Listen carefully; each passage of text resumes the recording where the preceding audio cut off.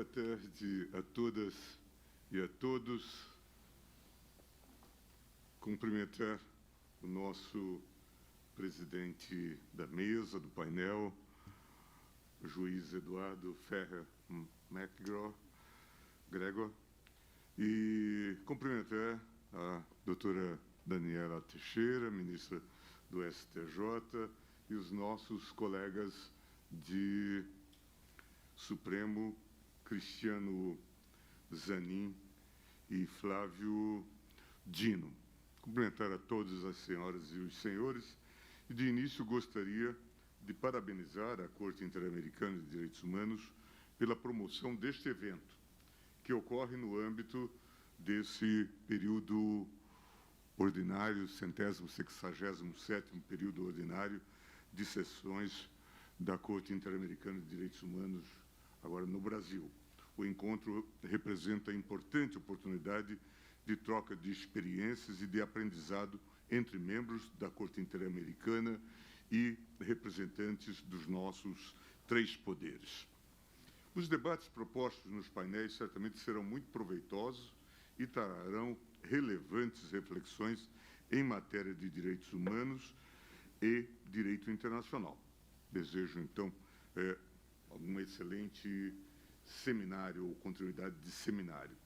Para tratar do tema deste painel, Independência Judicial e Democracia, rememoro as lições do saudoso professor de Colônia, professor alemão Martin Crilly.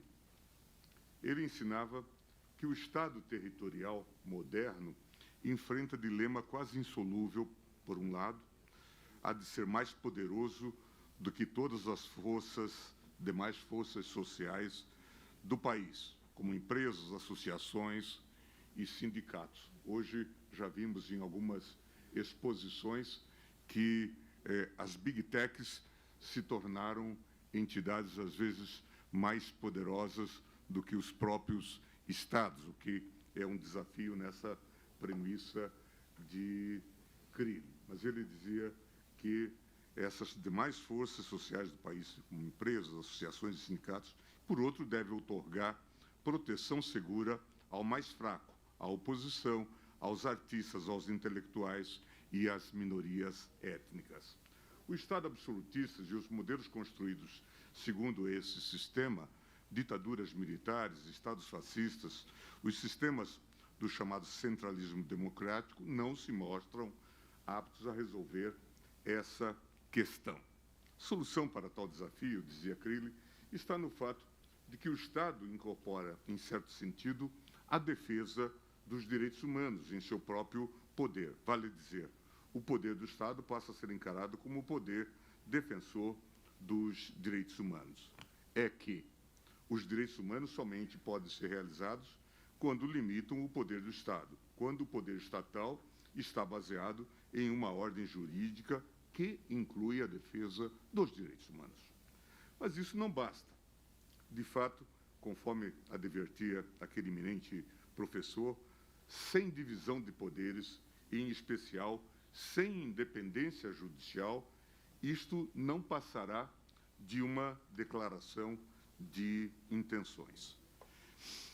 Nessa linha, ainda expressiva a conclusão de Crilly de que os direitos humanos estabelecem condições e limites àqueles que têm competência de criar e modificar o direito e negam o poder de violar o direito. Nessa perspectiva, no Estado democrático de direito, a independência judicial torna-se mais importante para a eficácia dos direitos fundamentais, às vezes, do que o próprio catálogo de direitos contido nas Constituições. Assim é que, no intuito de garantir a independência judicial, os diversos ordenamentos constitucionais contêm normas que asseguram e disciplinam o pleno exercício da democracia. Já nos chamava a atenção o nosso mediador dessas premissas que estão assentes na jurisprudência da Corte Interamericana. o direito a um julgamento independente por parte do juiz, ou um devido processo legal, como diríamos aqui, mas também o direito do juiz de ser independente, ou de dispor de condições para ser independente, além deste vínculo ou deste modelo de garantia institucional que coloca o judiciário numa relação muito específica com o próprio sistema democrático. Como garantia, seguindo a tradição do constitucionalismo brasileiro, tem-se, em primeiro lugar, a vitaliciedade, que assegura que o magistrado somente perderá o cargo mediante sentença judicial transitada em julgado. A irredutibilidade de vencimentos, antes garantia exclusiva dos magistrados e hoje integrante da proteção dos servidores públicos em geral. Também integra esse elenco de garantias pessoais voltadas a assegurar a independência dos juízes. Já a inamovibilidade garante que os membros do Poder Judiciário não sejam removidos do cargo ex officio. Não se permite, igualmente, que, mediante qualquer mecanismo ou estratagema institucional, seja ele afastado da apreciação de determinado caso ou processo. Esse ponto é importante ressaltar a relevância do Conselho Nacional de Justiça, criado a partir da Emenda Constitucional 45 de 2004, na promoção dessas garantias. Como os senhores sabem, e aqui tanto o Flávio quanto eu temos uma vivência muito grande na própria concepção e na construção do CNJ, nós que trabalhamos diretamente com o ministro Nelson Jobim nessa tarefa. Mas, como os senhores sabem, existem dois grandes sistemas de governo e de administração dos tribunais. O de caráter anglo-americano, ou de common law, baseado em um critério de independência e autonomia dos organismos judiciais, cujo governo e administração fica a cargo dos órgãos judiciais de maior hierarquia, e o de caráter europeu continental, em que as competências de seleção, nomeação e fiscalização dos magistrados são atribuídos a um órgão do Poder Executivo, geralmente os Ministérios da Justiça. Na América Latina, a maioria dos países adotou sistemas de caráter mistos, de influência anglo-americana e europeia, criando os hoje denominados Conselho de Magistratura ou de Judicatura. Baseados principalmente no modelo espanhol, diversos países da região já introduziram em suas constituições organismos de governo e de administração dos tribunais. Não obstante a diversidade de organização adotadas em cada país, existe um denominador comum, por meio do qual é possível caracterizar os conselhos de magistratura como órgãos colegiados de composição plural, integrados na estrutura do Poder Judicial, com atribuição para exercer a administração dos órgãos jurisdicionais, assegurando sua autonomia e independência. Apesar das deficiências que ainda podem ser observadas em cada modelo, é certo que os conselhos de magistratura têm cumprido relevante papel na solução dos complexos problemas relacionados à administração eficiente dos órgãos jurisdicionais. É bom apontar que, no caso brasileiro, o Constituinte de 88 teve uma grande preocupação de dotar o judiciário da ideia não só da autonomia administrativa, que se materializa no texto constitucional, em vários dispositivos, mas também de autonomia financeira, criando, portanto, um budget, um orçamento próprio para que houvesse independência desses órgãos em relação ao próprio Poder Executivo.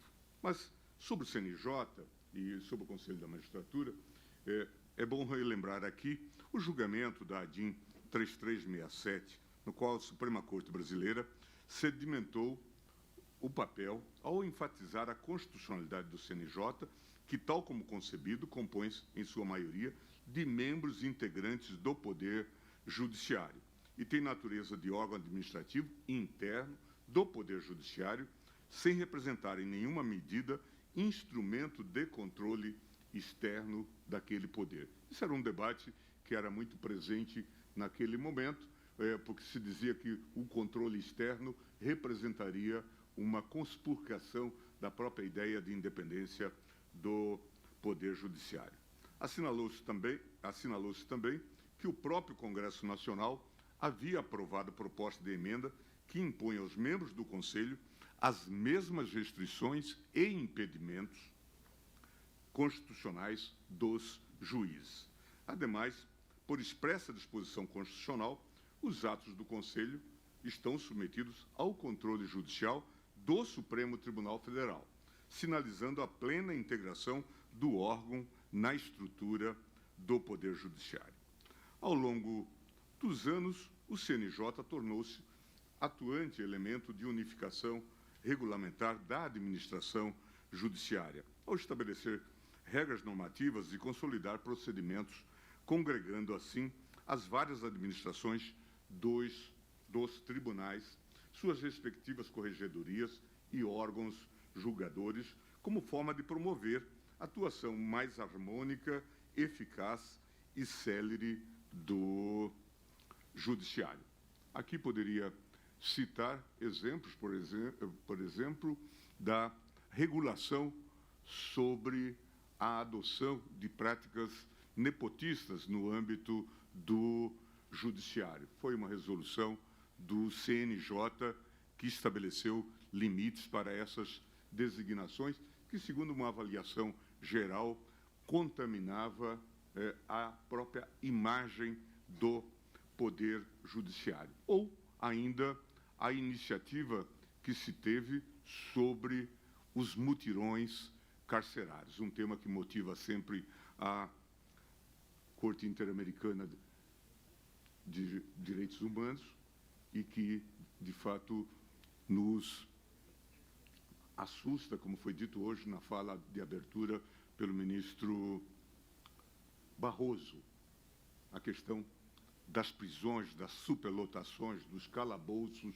dos abusos aqui perpetrados. À época, nós assumimos, isso se deu na minha gestão, à frente do CNJ, fizemos os mutirões carcerários, mas, mais do que isso, também lançamos o projeto Começar de Novo e, como resultado também desse processo, conseguimos a aprovação no Congresso Nacional de uma lei que cria o Departamento de Monitoramento do Sistema Prisional no âmbito do CNJ, portanto, criando também uma espécie de corregedoria para monitoramento do estado existente nas prisões.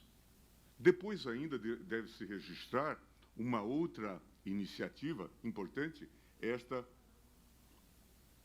já na gestão do ministro Lewandowski, que cria as chamadas audiências de custódia, seguindo, inclusive, também jurisprudência da Corte Interamericana, porque nós tínhamos uma sistemática bastante arraigada de prisões em massa. Mais de 40% hoje dos presos no Brasil são de presos provisórios. E, muitas vezes, isto resulta de um flagrante que era meramente confirmado pelo juiz. A despeito da exigência de que haja a participação de juízes na determinação da prisão, isto era feito de uma maneira talvez quase que burocrática e houve uma luta bastante grande por parte do CNJ para a implementação das chamadas audiências de custódia. Eu não sei avaliar, não disponho de números e de estatísticas sobre isso, mas certamente reduziu-se significativamente o número de presos provisórios a partir dessa abordagem. Ataques à independência judicial e a democracia, como foi focado aqui por MacGregor. Embora a Constituição e demais mecanismos de proteção à independência judicial sejam eficazes no Brasil, infelizmente não estamos imunes a ataques como os que ocorrem mundo afora. Daí a importância de eventos como este, de troca interinstitucional e de divulgação da relevância da atuação de órgãos internacionais como a Corte Interamericana na defesa de direitos.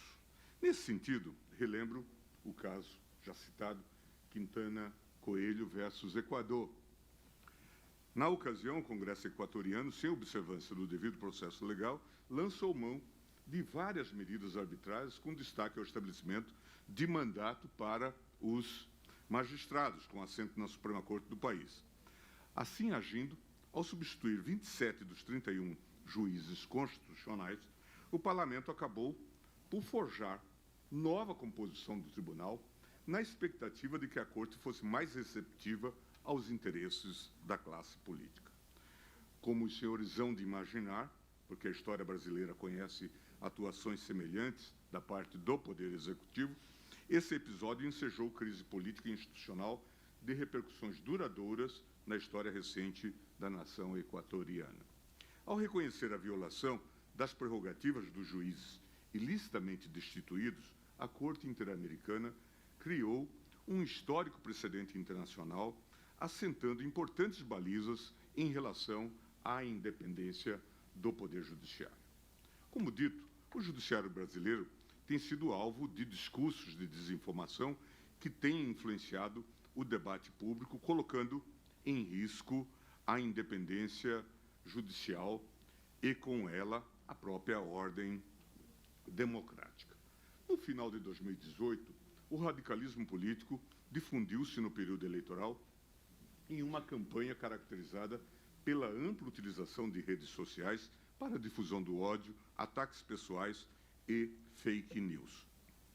Com o encerramento das eleições e a instalação do novo governo em 2019, essa estratégia permaneceu presente no discurso dos apoiadores mais próximos do presidente de então, que radicalizaram o debate político mediante criminalização da oposição, desprezo à autoridade e ataques sistemáticos às instituições, como já foi aqui dito, que buscassem conter aquelas práticas, especialmente a Suprema Corte.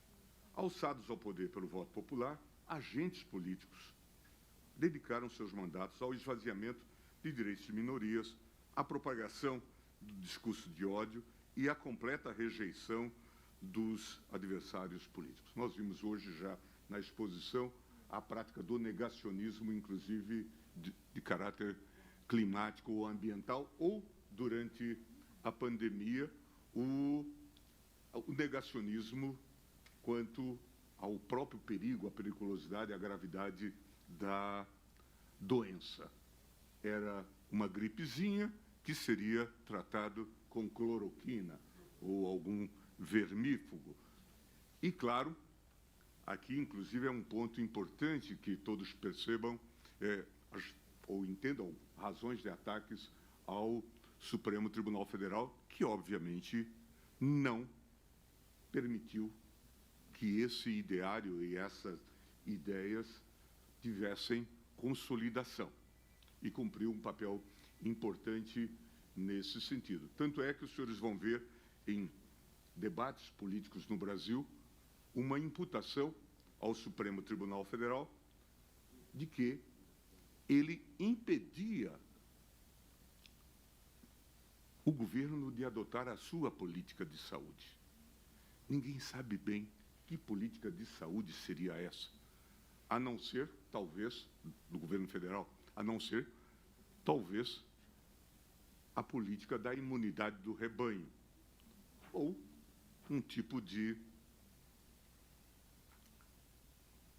política do Jim Jones, que todos morram. Não foram raros os atos públicos que tinham por mote o questionamento, também aqui um outro aspecto já mencionado, da confiabilidade das urnas eletrônicas e da justiça eleitoral. Um movimento que escalonou progressivamente conforme as pesquisas de opinião apontavam chances concretas de derrota do governo incumbente.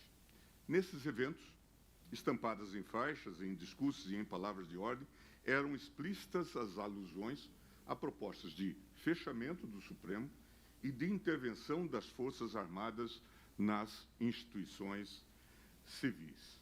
Terminadas as eleições, com a vitória do candidato de oposição, o clima de animosidade não cessou nos meses que antecederam a cerimônia de posse. Ao revés, foi elevado a patamares jamais vistos, pelo menos nesses 40 anos de democracia. Realmente, em uma sucessão de erros, as forças incumbidas de, ou talvez alguma intenção, de preservar a ordem, permitiram a instalação por meses de grandes acampamentos instalados em frente aos quartéis. É algo óbvio para quem lida com direitos fundamentais que não se faz ou não se exerce liberdade de reunião em frente a quartéis. Há até um caso clássico da jurisprudência da Corte Constitucional alemã, a propósito disso, vejo a professora do Max Planck, a propósito dessa questão. Como também não se faz ou não se exerce liberdade de reunião em frente a hospitais, por razões diferentes. Mas ficamos 3 meses com essas pessoas literalmente aquarteladas em frente a quartéis. E, obviamente, isto depois vem explicar aquilo que ocorreu, o episódio trágico de 8 de janeiro de 2023, quando, como nunca ocorreu na história, as sedes dos 3 poderes foram invadidas e vandalizadas. Faço questão de registrar esse histórico porque estou convencido de que somente deste modo será possível entender o que se passou naquela tarde de horror. Em pormenor, tenho a viva convicção de que as agressões e as ameaças ocorridas entre 2019 e 2022, acompanhadas quase sempre de pedidos de intervenção militar e de golpes de Estado, constituem elementos necessários para que se entenda a violência política suportada pela nação brasileira durante aqueles anos. Atentados como os que testemunhamos no dia 8 de janeiro de 2023 correspondem ao clímax de uma sucessão de crimes graves, estimulados por milícias digitais e apoiadores radicais do ex-presidente da República, como as ameaças realizadas contra a integridade física dos ministros das Cortes e outras várias manifestações de violências e golpismo. Esse contexto, como tenho afirmado, afasta a possibilidade de relativização da gravidade dos atos cometidos pela turba antidemocrática. Como ressaltei no julgamento das primeiras ações penais sobre o tema, mais do que um simples protesto ou inconformismo com o resultado das eleições, as pessoas ali presentes se associaram voluntariamente com o objetivo de desestabilizar as bases do regime democrático. Os acontecimentos do 8 de janeiro de 2023, o dia da infâmia, ficarão gravemente, indelevelmente marcados na memória institucional desta Suprema Corte. E a eles voltaremos sempre para que jamais se repita, como afirmou então a presidente do Supremo, ministra Rosa Weber, em sua fala de abertura do ano judiciário de 2023. Ressalto nesse ponto que o Supremo, sob o comando firme da ministra, soube se reconstruir rapidamente. Menos de um mês após os atos antidemocráticos, o plenário do tribunal já estava totalmente restaurado. A Suprema Corte não parou e a prestação jurisdicional não foi interrompida por um segundo sequer. Com isso, apesar de todos esses graves acontecimentos sugerirem uma tendência de crise, ainda se observa um sólido empenho da sociedade com os principais elementos constitucionais que caracterizam a democracia, como pudemos testemunhar a partir do pleno funcionamento das nossas instituições em um dos momentos mais desafiadores já vividos em nosso país. Concluo a minha fala ressaltando a necessidade de estarmos sempre atentos aos assédios que são lançados contra a integridade do Poder Judiciário, principalmente contra a independência dos tribunais. A sobrevivência da civilização perante a barbárie requer resoluto combate a movimentos que defendam uma compreensão simplista da jurisdição constitucional, especialmente a noção de que um tribunal constitucional não pode contrariar a decisão de uma maioria parlamentar. Isso nós víamos nas ruas, nas manifestações, com o dístico supremo somos nós, o povo. E o povo somos nós, aqueles que estamos aqui reunidos.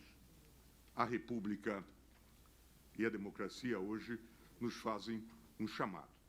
Exigem que estejamos sempre vigilantes, e aí a ideia da democracia defensiva ou militante, que nos vem da Alemanha pós-Weimar, é extremamente importante. É confortável, de qualquer forma, estar falando para esse público, inclusive para colegas estrangeiros, porque a gente poderia estar aqui contando uma outra história. Ou nem estar aqui, estar em outro lugar, porque talvez não estivéssemos aqui, contando uma outra história de que como fomos atropelados. Mas aqui a gente conta a história de uma missão bem-sucedida, um sucesso da ação da Suprema Corte, né, a jurisdição constitucional funcional. Ela trabalhou e ela, de fato, deu a resposta adequada. Muito obrigado.